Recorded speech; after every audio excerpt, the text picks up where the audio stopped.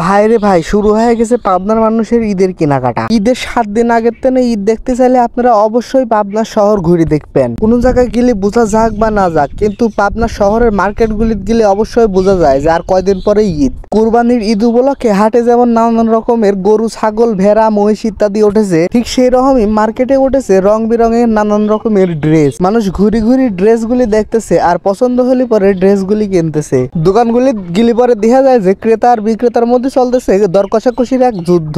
আপনারা মার্কেটে দেখতেই পারছেন যে আসলে কি পরিমাণে মানুষের ভিড় হয়েছে। আসলে মার্কেটে যে পরিমাণে ভিড় লেগেছে, মনে হয় না যে কোনো কোরবানির হাটেও এই পরিমাণে ভিড় আছে। সবাই যার যার মতো তাদের প্রয়োজনীয় জিনিসগুলো ক্রয় করছে। আসলে ঈদ আসলে পরে মোটামুটি সবারই টুকিটাকি কেনাকাটা বেড়ে যায়। আপনারা দেখতেই পাচ্ছেন যে প্রত্যেকটা দোকানে মানুষের কি পরিমাণে ভিড় লেগে রয়েছে।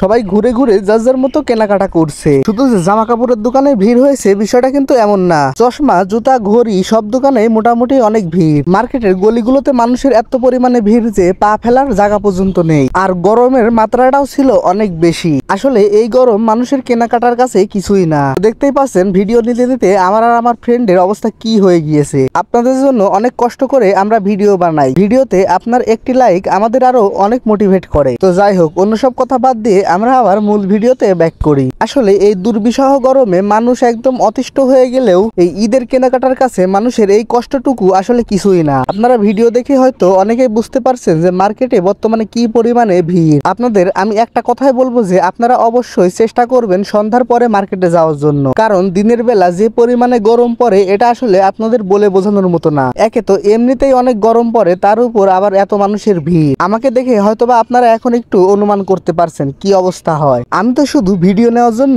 এখানে প্রবেশ করেছিলাম, তাহলে বুঝেন যারা মার্কেটের জন্য এখানে প্রবেশ করে তাদের কি অবস্থা হয়। তারপরে ঈদের কেনাকাটার আনন্দের কাছে মানুষের এইটুকু কষ্ট আসলে কিছুই না। এই ঈদে কে কাকে কি গিফট করতে চান অবশ্যই কমেন্ট বক্সে তাকে মেনশন দিয়ে জানাবেন। আমাদের ভিডিওগুলা আপনাদের কেমন লাগে তা অবশ্যই কমেন্ট করে জানাবেন। তো আজকের মতো এইখানে বিদায় নিচ্ছি। দেখা হবে আবার নতুন কোনো একটি ভিডিওতে। ততক্ষণ সবাই ভালো থাকবেন, সুস্থ থাকবেন। আল্লাহ হাফেজ।